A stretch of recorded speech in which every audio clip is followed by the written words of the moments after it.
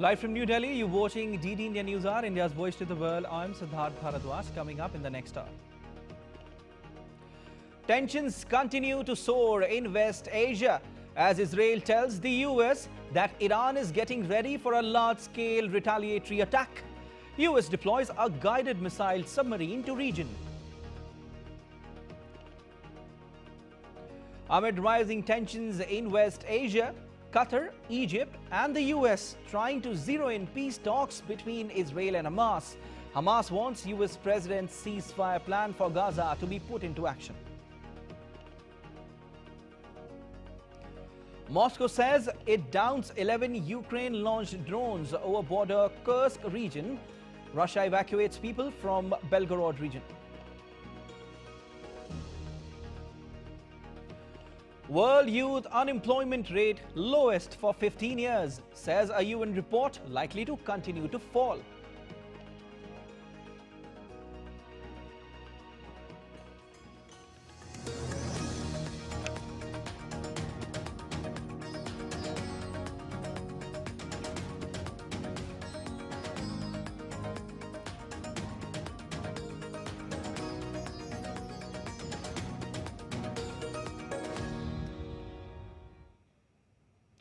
Qatar, Egypt and the US are trying yet again to help Israel and Hamas agree on a peace deal. Hamas wants the US President's ceasefire plan for Gaza to be put into action instead of having more talks. However, Hamas is unsure if it will attend a meeting on Thursday in Cairo or Doha because of the recent killing of its top leader Ismail Haniyeh. Meanwhile, Israel has agreed to send representatives to the meeting. Israel expanded evacuation orders in Khan Yunis in the southern Gaza Strip overnight.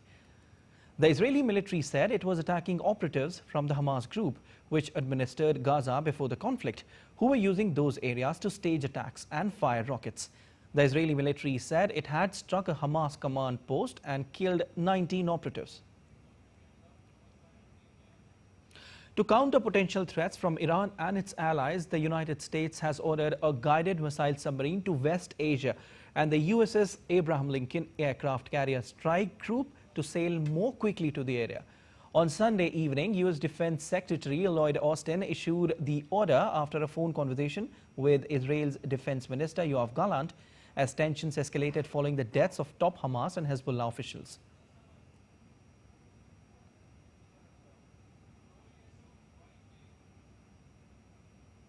The USS Georgia submarine was already in the Mediterranean Sea in July, as announced by a U.S. military post on social media.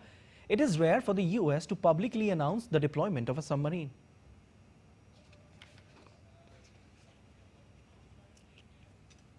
All right, to give more information on this, we've been joined by DD India correspondent Sarah Coates from Tel Aviv. Hello, Sarah.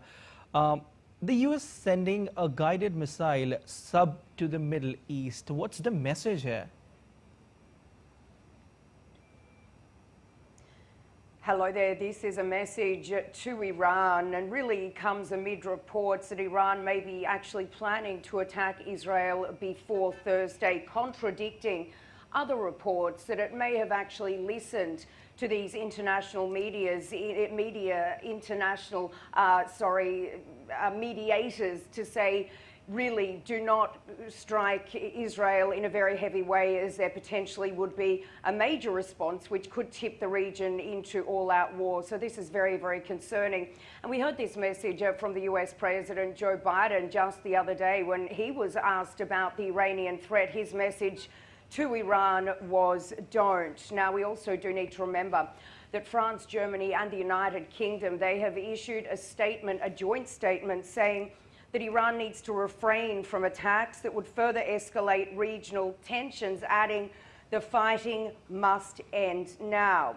Now, in addition, there are reports this morning in Lebanese media that Hezbollah, which of course is backed by Iran and is also threatening to attack Israel over that assassination of Fuad Shakur, that was the second in charge of Hezbollah, that Hezbollah is now moving all of its equipment, all of its bases out of Beirut, potentially fearing an Israeli response to a potential attack from Hezbollah. So certainly a lot of moving parts here in the region, a lot of worry in the region, and this deployment of that submarine and also the Abraham strike group that is very concerning, of course.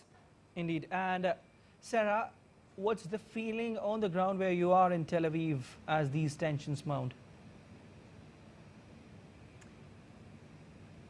It really is very, very strange. It is business as usual here in Tel Aviv. If you didn't watch the news, you would not know any of this is going on. There are people down at the beach enjoying the beautiful summer. There are people working, really going about their daily lives. There right now has been no change in what the Israeli Home Front Command, the military's Home Front Command, has come out to tell people.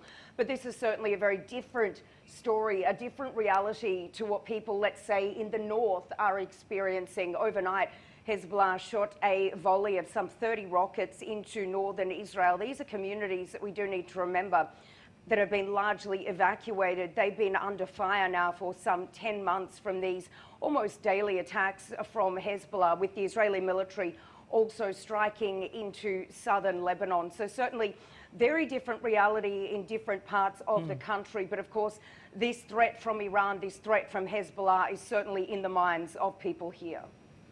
All right. Thanks for your analysis, Sarah.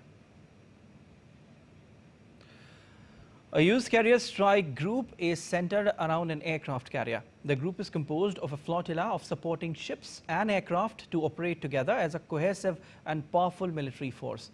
The aircraft carrier is a floating airbase capable of launching and recovering aircraft, including airstrikes, reconnaissance and air superiority operations.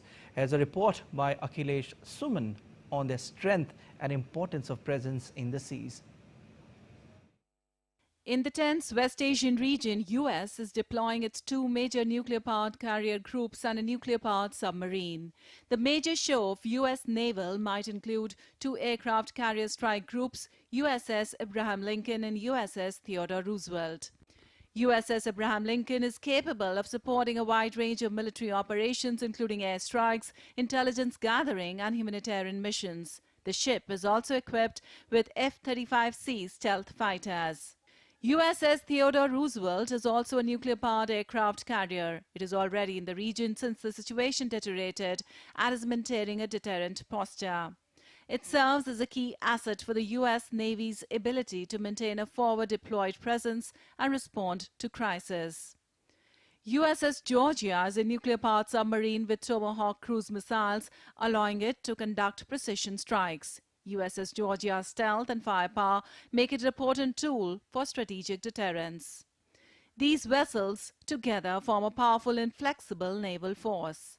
The deployment of these military assets by the U.S. Defense Department to the Central Command or the CENTCOM area displays substantial increase in American military presence and readiness in the tense West Asian region. The deployment solves a dual purpose for the U.S. It is a warning to Iran and its allies in the region and also reassures Israel that U.S. is firming up its ironclad guarantee to Israel defense with actual large-scale deployment. Akhilesh Suman's report for DD India. Meanwhile, Iran's Revolutionary Guard is conducting military exercises in the western part of the country, which began on 9th of August and will last until 13th of August, according to the official news agency. The drills taking place in the Kermanshah province near the Iraqi border aim to boost military preparedness and alertness. This comes as Iran and Hamas blame Israel for the July 31 assassination of Haniyeh, which Israel has neither confirmed nor denied. Moving on, an emergency warning has been issued after Typhoon Maria made a landfall in Japan's northern region of Iwate on Monday. Torrential rain has disrupted flights and rail services, and people have been forced to evacuate homes in some areas. Though no casualties have been reported, Prime Minister Fumio Kishida has extended support to the evacuees.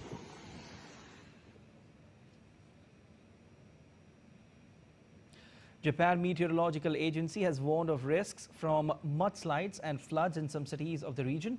The storm is expected to move towards the Sea of Japan with maximum wind speeds of 72 km per hour. All right, and DD India correspondent William Denslow is joining us from Hong Kong to give more update on what the situation is like there. Hello, William. An emergency warning has been issued for Typhoon Maria, as it made landfall in Iwate Prefecture. Now, what is the current update you're getting for us? That's absolutely right. Shortly after Tropical Storm Maria made a landfall in the northeast of Japan, in the city of Kuji, several regions of that city were put under a level 5 warning. Now, that is the highest warning there is, essentially telling residents in those particular areas, impacting around 8,000 people, that there was the threat of life-threatening experiences, urging them to take immediate precautions.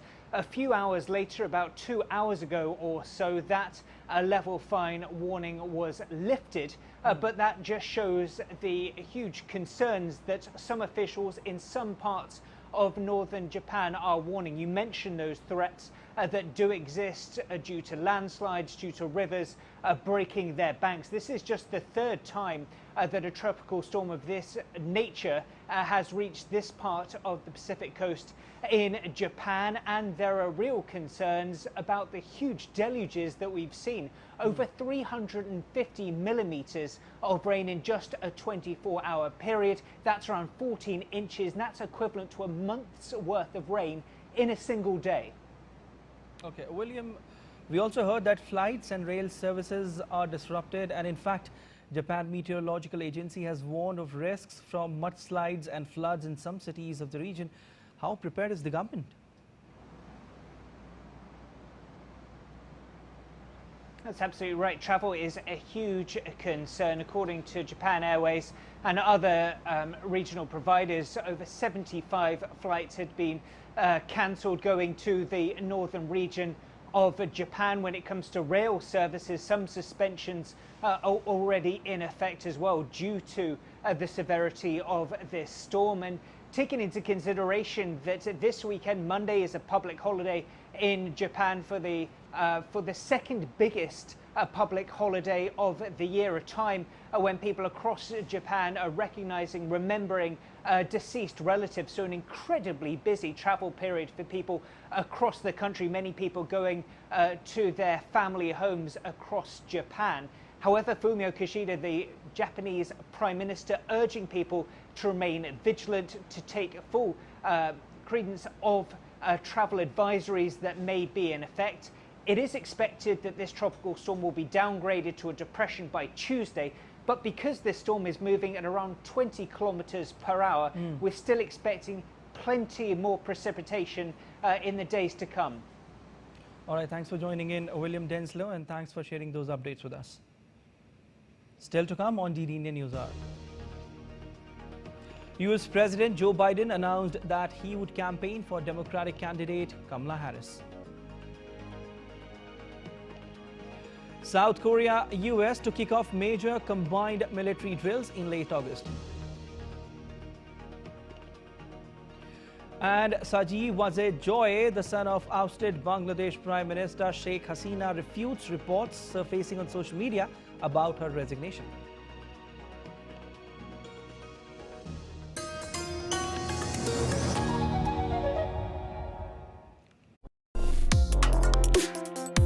Complex issues, hidden agendas, twists and turns, strategic games. We think all dots are linked. We just need to connect them.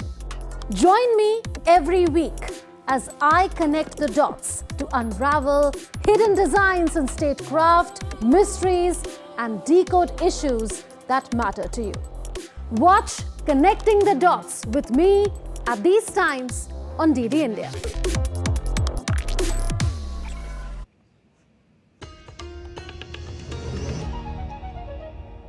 You're watching DD Indian News Hour. I'm Siddharth Bharadwaj. Now, updates from Russia-Ukraine conflict. Russia's air defenses have destroyed 11 drones that Ukraine launched on the intervening night of Sunday and Monday, targeting the border Kursk region. Air defense units also destroyed 5 other Ukraine-launched drones over the Belgorod region, which also borders Ukraine, and 2 over Voronezh region. Meanwhile, seeing high activity on its border regions, Russia on Monday evacuated parts of and around the Belgorod region next to Ukraine. Ukrainian forces rammed through the Russian border last week and swept across some western parts of Russia's Kursk region, which came as a surprise attack apparently aimed at gaining leverage in possibly ceasefire talks after the US election. Russia by Sunday has stabilized the front in the Kursk region, though Ukraine carved out a sliver of Russian territory where battles still continue. As clashes continue between Russia and Ukraine, Moscow and Kyiv have accused each other of starting a fire on the grounds of Europe's largest and now Russia-occupied Zaporizhzhia nuclear power plant on Sunday. Confirming a fire at the plant, U.S. International Atomic Energy Agency nuclear watchdog said its experts had seen strong, dark smoke coming from the northern area of the plant in southern Ukraine following multiple explosions. Russian Foreign Ministry spokesperson Maria Zakharova described the fire by Ukraine as a nuclear intimidation against Europe. On the same day, the Ukrainian President Volodymyr Zelensky accused Russia of setting fire, adding that radiation levels at the plant remained normal. While Russian state news agencies cited the country's nuclear energy company Rosatom as saying the main fire was extinguished shortly before midnight on Sunday.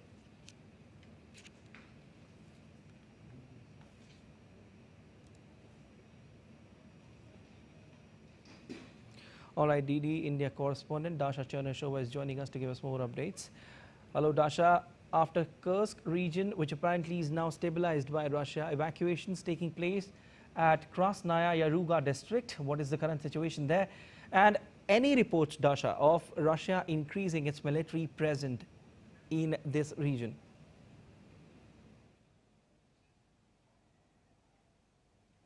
Well, Russia has introduced the counterterrorism operations regime actually in 3 border areas, in 3 border regions of Kursk, Bryansk and Belgorod. That shows that the situation there is not stabilized to this moment. We've heard repeatedly about the missile threats in the Kursk region as well as in the Belgorod region. So the understanding is that Russia is beefing up its military in order to fight against this Ukrainian incursion in the Kursk region, where the fighting has been taking place ever since Tuesday last week, when the Ukrainian soldiers entered the Russian border. In the Belgorod region, the governor has said that the residents of the border areas in Krasnaya Yaruga in the Krasnoyarsky district, this is the area directly adjacent to the border with Ukraine, they have to be evacuated in order to be safe for their own safety, but also because of the fighting that is going to be taking place there. We understand from the local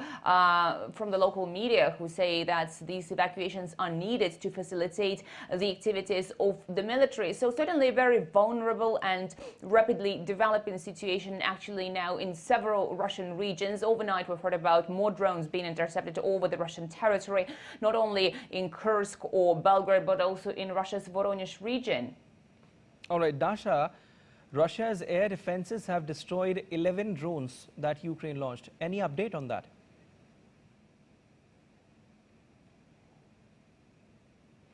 Well, indeed, this is the constant process. We repeatedly hear about Russian air defense systems being on high alert and down in the Ukrainian drones. Sometimes they do cause the damage to the civilian objects, but this time we understand no damage has been done to the civilian infrastructure. The local authorities all say that they are providing for all the necessary help to the people who have been evacuated from the areas that are in direct jeopardy from the Ukrainian incursion. So certainly Russian air defense systems have already learned to intercept more Ukrainian drones, as we are always hearing about those attacks being perpetrated by the Ukrainian side, and Russia saying that Ukraine is using what Moscow describes as terrorist tactics because they are directly damaging and hurting the lives of the civilian population in Russia.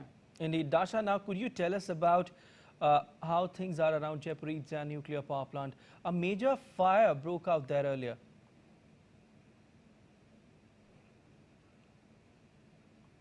That's right, and Russia blames Ukraine for this fire. Russia says that those were the Ukrainian drones that have inflicted this fire on the Zaporizhia nuclear power plant, one of the largest in Europe. Moscow says that one of the cooling towers has been on fire and actually burnt from inside. But the Russian Emergencies Ministry has said that they have managed to extinguish the fire and no threat is posed at the moment. However, it is the work of the experts that will proceed and further assess the damage that has been inflicted on the nuclear power plant as a result of this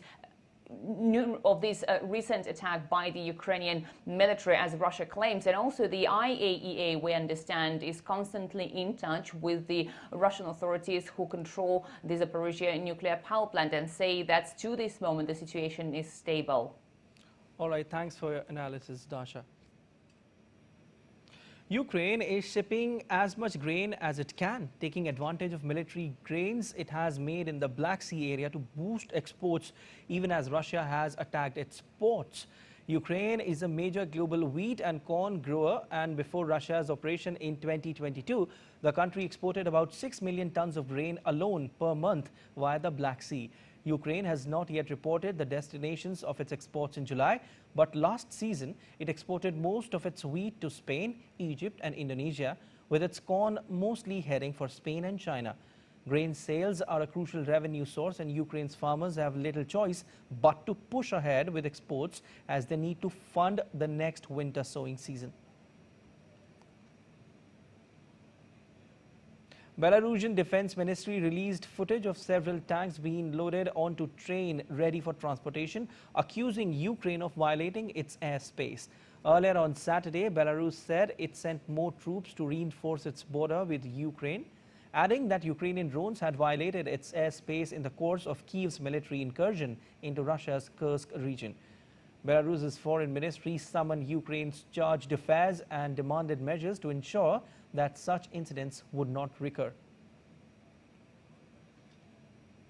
Updates from U.S. elections now. U.S. President Joe Biden announced that he would campaign for Democratic candidate Kamala Harris in Pennsylvania, a key battleground state in November's presidential election. Biden made these remarks on Sunday in an interview with a prominent news channel, his first since pulling out of the election in late July against Republican candidate Donald Trump. Biden also stated that he and Governor Josh Shapiro are planning a campaign tour in Pennsylvania to support Harris in her campaign. Later this week on Thursday, Harris and Biden are due to appear in Maryland to discuss about the progress made to lowering costs for the American people. Harris currently leads Trump by 4 points each in Pennsylvania and two other key swing states, Wisconsin and Michigan. SpaceX and Tesla billionaire Elon Musk will do an interview with Republican presidential candidate Donald Trump on Monday night. In a highly anticipated event, media mogul Elon Musk is set to interview former President Donald Trump on his social media platform X. The interview comes at a pivotal moment for Trump's 2024 campaign, as his supporters are eager for renewed engagements and clarity on his policies and vision for America. Following Musk's takeover of X, he reinstated Trump's account, which was suspended by the platform's former owners after the January 6 riots at the U.S. Capitol in 2021. In U.S., Republican vice presidential candidate J.D. Vance has fired back at the people who attacked his wife of Indian origin, Usha Chilukuri Vance. During an interview given to an American channel, Vance has publicly disavowed far-right white supremacist Nick, who recently attacked Usha Vance for her Indian heritage. White supremacists have launched verbal assaults and attack on Vance and his family after Vance joined Trump's re-election campaign last month. He said that the best thing to do about them is to ignore them. Attitude to these people attacking my wife is, she's beautiful, she's smart. What kind of man marries Usha? A very smart man and a very lucky man, importantly. And my view is, look, if these guys want to attack me or attack my views, my policy views, my personality, come after me, but don't attack my wife. She's out of your league. J.D. Vance also defended the Trump campaign's immigration proposals during an interview if he and Donald Trump are elected.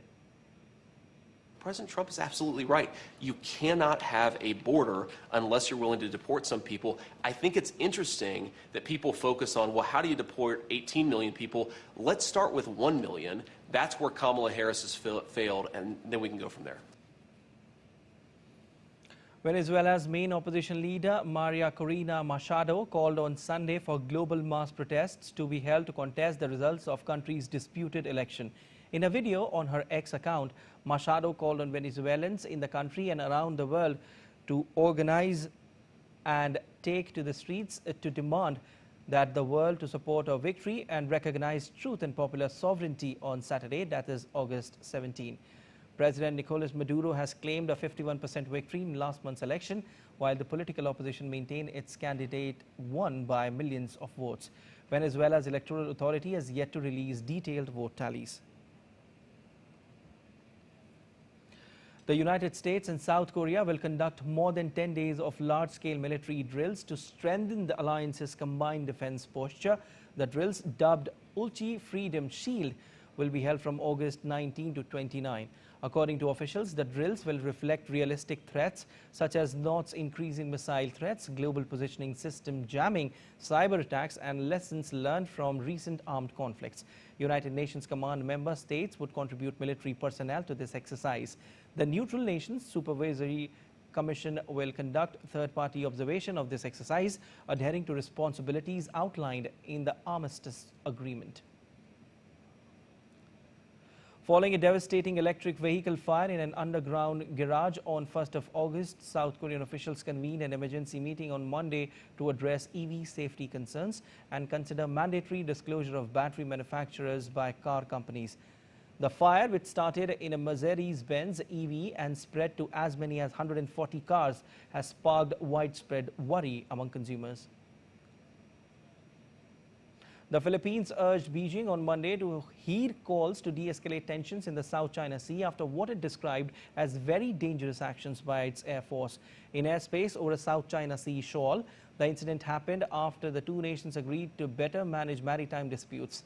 Manila's military said that two Chinese aircraft executed a dangerous maneuver and dropped flares in the path of Manila's Air Force aircraft conducting a routine patrol over the contested Scarborough Shoal on Thursday. The Philippines National Security Council also called on China to cease all forms of provocative and hazardous acts. Thailand's Constitutional Court will decide on August 14 if it will remove Prime Minister Srettha Thavisin from office for breaching the constitution over a cabinet appointment. The case against Srettha was launched following a complaint by 40 military-appointed senators in May, which was subsequently accepted by the Constitutional Court. PM is backed by the populist Pheu Thai party and said that he would continue to work normally until upcoming ruling. Earlier, the Constitutional Court also disbanded the opposition Move Forward party. Hong Kong's top court on Monday unanimously dismissed the bid to overturn the convictions of media tycoon Jimmy Lai and 6 other pro-democracy campaigners for an unauthorized assembly in 2019. 76-year-old, the founder of pro-democracy newspaper Apple Daily, and 6 others, including veteran Democrat Martin Lee, had been found guilty of organizing and participating in an unauthorized assembly in August 2019 during months-long pro-democracy protest in China-ruled city. While a lower court had overturned their conviction for organizing the unauthorized assembly, but their conviction for taking part in an unauthorized procession was upheld. Their appeal centered on whether the conviction was proportionate to fundamental human rights protections, a principle set down in 2 non-binding decisions of Britain's Supreme Court known as the operational proportionality. And let's take a look at other stories making news around the world. New Catalan leader Salvador officially assumed the presidency of Barcelona on Saturday. With this, he became the first non-separatist to lead Catalonia in over a decade. The leader was previously Spain's health minister under Prime Minister Pedro Sanchez. A helicopter crash in a hotel roof in the Australian town of Cairns forced evacuation of guests staying in the hotel. The pilot was killed on the spot.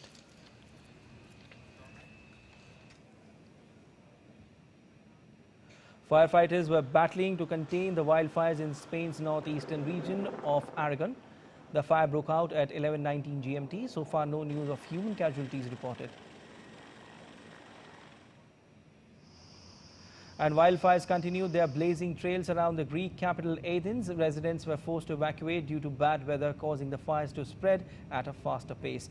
More than 400 firefighters continued battling the blazes, with evacuation alerts sent for 9 areas. And still to come on DD India News Hour. Global youth unemployment has hit a 15-year low and is expected to continue falling until 2025, according to a new report from the International Labour Organization.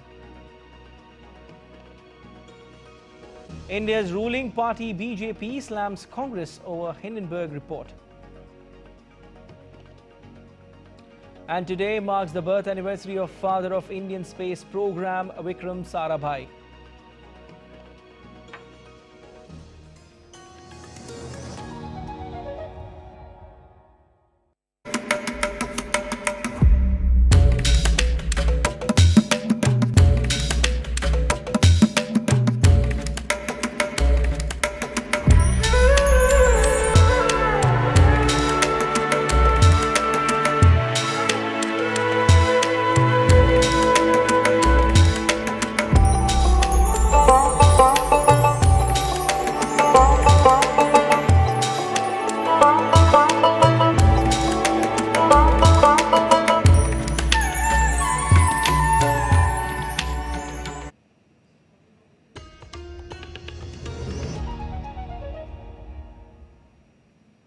You're watching DD India News Hour. I'm Siddharth Bharadwaj.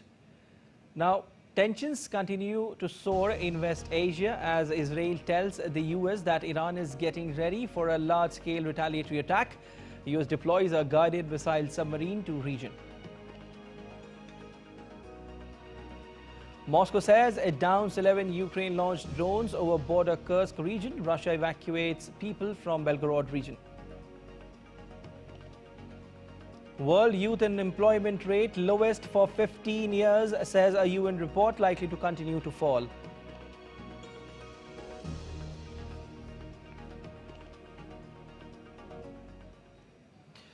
After a week of work abstention, police officials in Bangladesh have returned to work on Monday. Attacks were held on many police stations across Bangladesh after former Prime Minister Sheikh Hasina fled the country. Citing safety concerns, police forces were on a strike, due to which students had to manage traffic on the roads. After meeting the home advisor of the new interim government, the decision was taken to change the uniform and the logo. It was decided any attack on police officers would no longer be tolerated, and complaints against any police official must be reported to higher authorities. Meanwhile, Sajib Wazid Joy, the son of ousted Bangladesh Prime Minister Sheikh Hasina, refuted reports surfacing on social media about her resignation. Wazib said that a newspaper report attributed to his mother is false and fabricated. In a post on X, he wrote, "The recent resignation statement attributed to my mother, published in a newspaper, is completely false and fabricated. I have just confirmed with her that she did not make any statement either before or since leaving Dhaka." All right, indeed, India correspondent Kunal Shinde is joining us live from Tripura to tell us how the situation is there. Kunal, can you tell us what's the situation there where you are right now, and what is the latest that you are getting for us? Well, Siddharth, the situation in Tripura continues to be normal. As we all know, Tripura shares 856-kilometer long border with Bangladesh. The border security force, the BSF, is on a high vigil since last 1 week or so, when the toppling of the Sheikh Hasina government took place. There are around 10 to 11,000 strong BSF personnel on the ground. When we spoke to the DIG, we got this information. Also, the Inspector General of BSF Tripura Frontier, Mr. Patel Piyush Purushottam Das, he visited the frontiers, the border areas in Dhalai and North Tripura district. So the BSF is on high vigil. Also, the district magistrate of West Tripura, Mr. Vishal Kumar, he also reviewed the security scenario in his district. Agartala falls under West Tripura district, so the district magistrate is responsible for the security. I mean to say the areas bordering bordering Agartala. So he also visited the border outpost, and there were reports like some incident had happened in the fencing areas. So he was the one who visited these areas and took stock of the situation. Also, if we talk about the trade scenario, Bangladesh and Tripura has been exchanging, has a good amount of trade, import and export. So it is like since last 1 decade, if we talk about the trade between Tripura and Bangladesh, it has gone many folds. Like in 2013-14, it was 230 crore rupees, but now it is almost 716 crore rupees. So we can sense that how much the trade has picked up in last 1 decade. Also, the important aspect is about the projects between the two, between Tripura and Bangladesh, the Agartala-Akhaura rail link project, which is 972 crore rupees huge project. So the Ministry of Doner, that is the Development of Northeastern Region, has invested in the rail link project towards the Indian side, and the Ministry of External Affairs of Indian government has invested in the Bangladesh, on the Bangladesh side. So this is also a very ambitious and an important project from the point of view of both the countries. It is the first and the foremost rail link project with the northeastern state of Tripura with Bangladesh. So this is an important, these are some of the important projects. Also, there is one important project if we talk about, that is the Maitri Bridge. Maitri means a friendly bridge, that is in Sabroom district, South Tripura district. So, but there is some kind of apprehension with the state government, like they because of the turbulent situation in Bangladesh, the state government is a bit apprehensive as to when these projects which are near completion, so when they will actually see the light of the day and when the trade and commerce activities start over here. All right. All right. Thank you so much, Kunal, for sharing those updates. Well, in a good news, global youth unemployment has hit a 15-year low and is expected to continue falling until 2025, according to a new report from the International Labour Organization. At 64.9 million, the total number of unemployed young people worldwide in 2023 was at 13%, a fall from the pre-pandemic rate of 13.8% in 2019. The ILO predicts a further decline in youth unemployment rates to 12.8% in both 2024 and 2025. The strong economic recovery from the COVID-19 pandemic has boosted demand for young workers, driving the improvement in the youth employment market. Back home, India's ruling party BJP has accused the Congress party of harboring a deep-seated animosity toward India, suggesting that their criticism of Prime Minister Modi reflects broader hostility. On behalf of the National Forum of the BJP, we would like to say with full sense of responsibility that after being rebuffed by the people of India, the Congress party, its allies, and its closest allies, the Toolkit Gang, have conspired together to usher in economic anarchy and instability in India. In their pathological hatred against Narendra Modi ji, led by Mr. Rahul Gandhi and his friends, Toolkit Gangs, Congress party today has developed a hatred against India itself. Doctors across major hospitals in India are on an indefinite strike from Monday after the alleged sexual assault and murder of a resident doctor last week in eastern India's Kolkata. Doctors at different government hospitals in Delhi also protested, seeking justice for the trainee doctor of the R.G. Kar Medical College and Hospital in Kolkata, demanding security of medical practitioners in hospitals across the country. The principal of R.G. Kar Medical College and Hospital resigned from his post on Monday. Federation of Resident Doctors Association FODA have demanded a CBI inquiry into the matter. FODA General Secretary said that strike would continue until a written assurance is given in response to demands. During the strike, the emergency services will remain functional. The India Meteorological Department has predicted widespread rain in country from August 12 to August 17. A red alert has been issued in several regions of Rajasthan. Heavy rainfall, in fact, warnings with thunder showers has also been issued in the western Himalayas region and northeast India. Indian Air Force concludes rescue operations in Kedarnath Valley after evacuating survivors from the landslide hit area of Uttarakhand, where a cloudburst had caused devastating landslides, stranding pilgrims. The Weather Department has issued a yellow alert for several states including Uttar Pradesh, Gujarat, Orissa and West Bengal. An orange alert has also been issued for Himachal Pradesh, Jammu and Kashmir, Uttarakhand, Punjab and Haryana.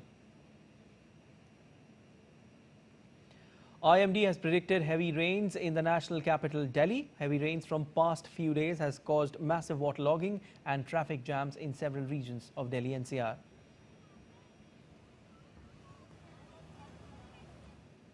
Today marks the birth anniversary of father of Indian space program Vikram Sarabhai. A rare combination of a scientist, an innovator, industrialist and visionary. More on this report.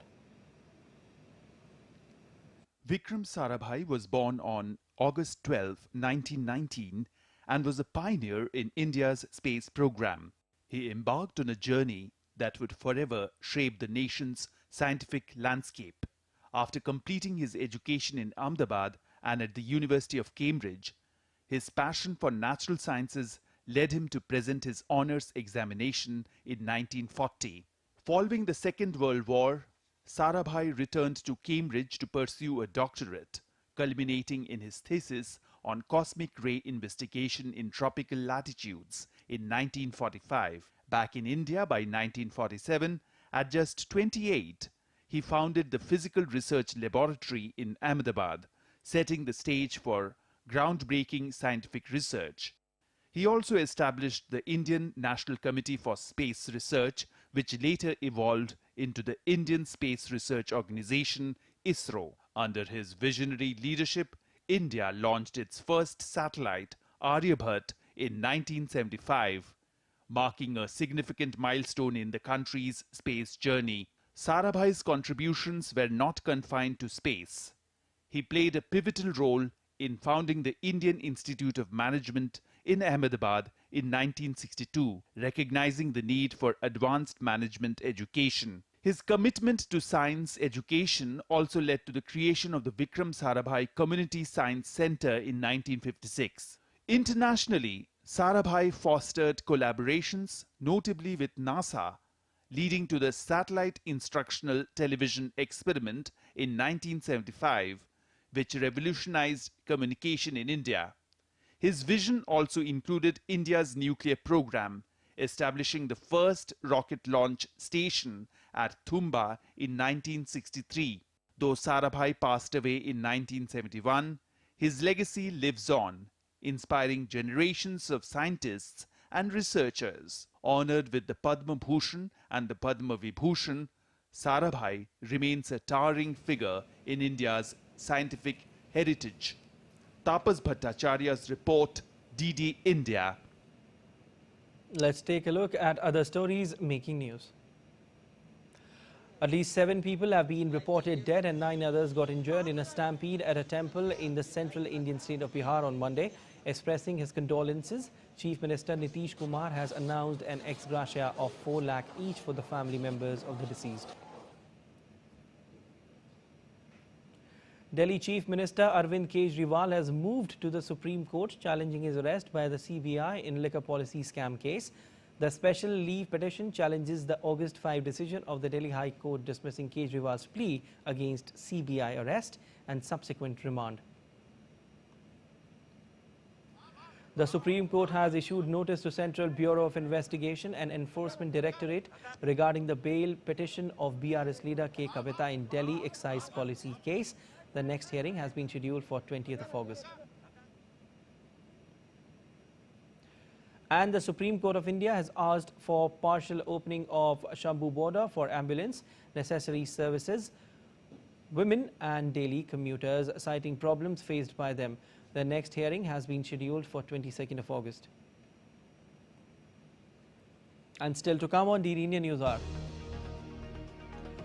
Curtain drawn on the 2024 Paris Summer Olympics. Patent handed over to Los Angeles 2028.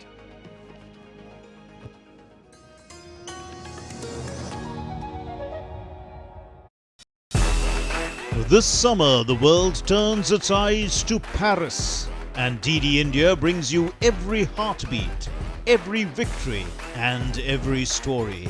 Introducing our special coverage of the Paris Olympics. Experience the passion, the drama, and the triumphs.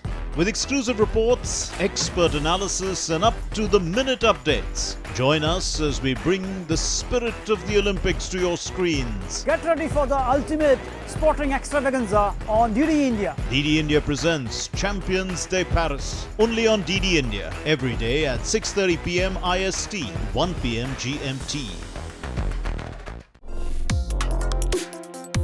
Complex issues, hidden agendas, twists and turns, strategic games. We think all dots are linked. We just need to connect them. Join me every week as I connect the dots to unravel hidden designs in statecraft, mysteries, and decode issues that matter to you. Watch Connecting the Dots with me at these times on DD India.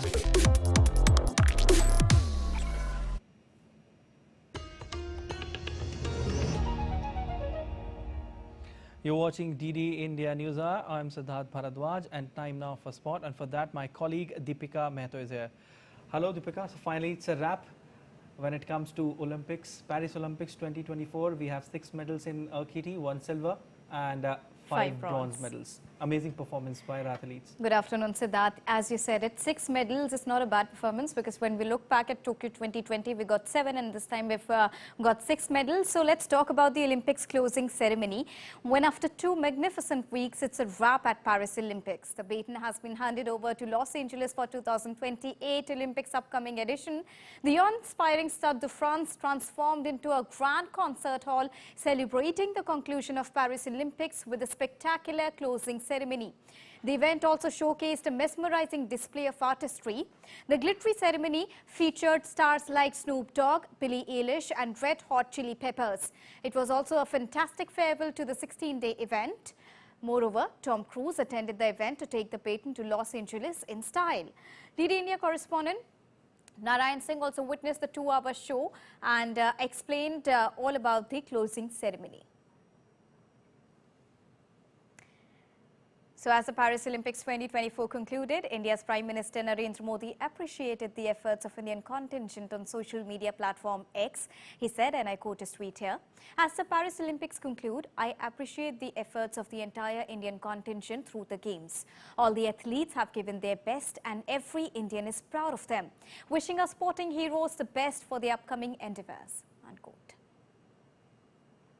Now, India's flag bearer at the closing ceremony, Manu Bhaker and P.R. Srijesh, were felicitated by the Indian Olympic Association at the closing ceremony.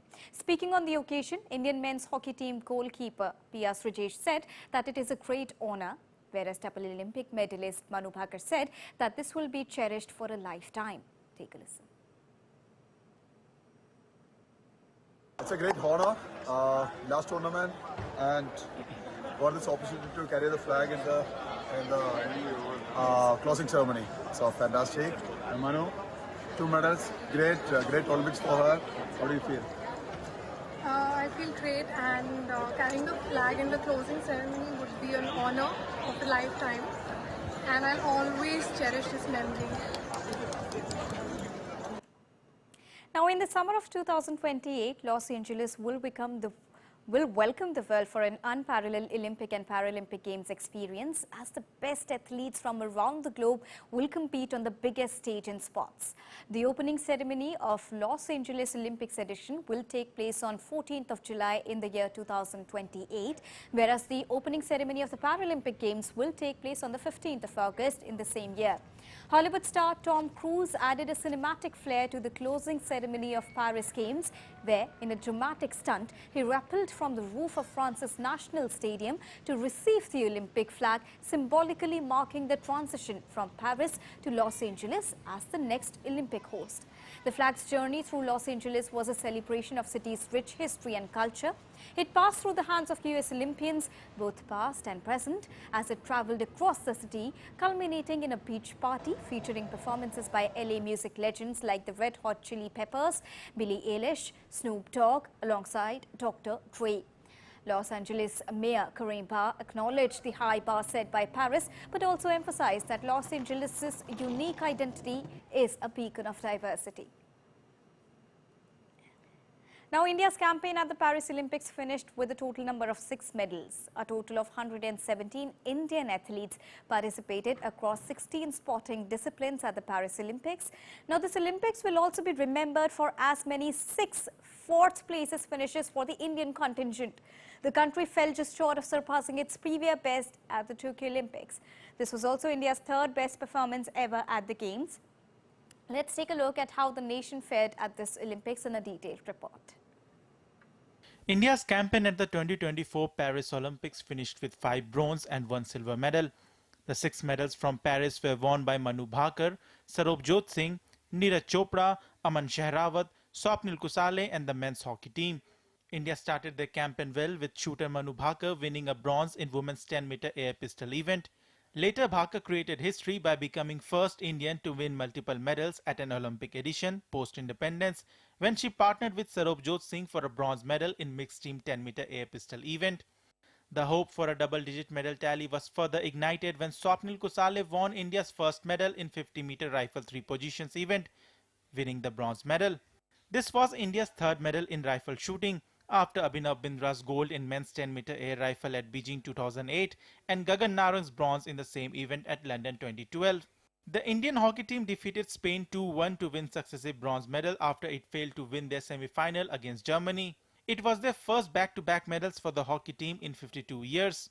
In the big javelin final, India's poster boy Neeraj Chopra clinched the silver medal. He came second best behind Pakistan's Arshad Nadeem, who won the gold medal.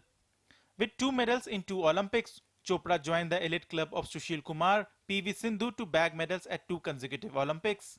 The last medal came from young wrestler Aman Shehrawat, who lost his semi-final match but won the bronze medal match to give India its 6th and last medal.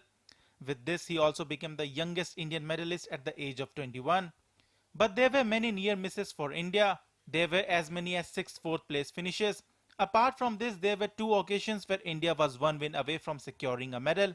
Overall, India was short from their initial ambition of a double-digit figure, but 6 medals and 6 fourth-place finishes indicates that India did well. This was India's 3rd best performance ever at the Games. 6 fourth-place finishes represent the narrow margins of how these games are perceived. Sports Desk, DD India. Moving on to soccer now, Liverpool thumped Sevilla in a friendly match at Anfield. New coach Arne Slot introduced himself in big style.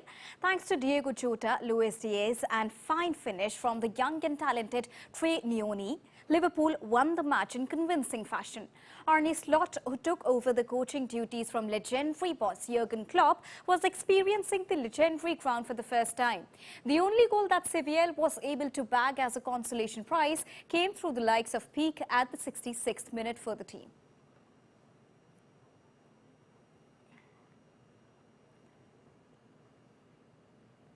So that was a quick wrap from the world of sports. Back to you, Siddharth. Oh, thank you so much, Deepika, for updating us from the world of sport.